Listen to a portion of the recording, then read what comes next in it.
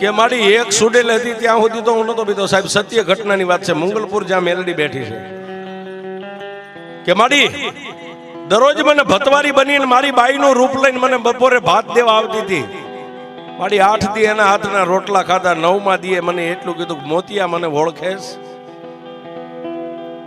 મોતિયા મને ઓળખેશ એટલું કીધું. એટલે મારા મનની મારી પાસે એક વાત ઘટક દઈને ઉતરી ગઈ. મારી બાઈ કોઈ દી મારી સામે ઉધરા ન ખાય.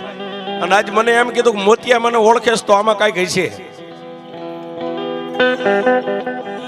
એ બાઈના ખંભે હાથ મેકીને એટલું કીધું, ગાંડી તું આજ મને આમ તુકારે કેમ બોલાવે?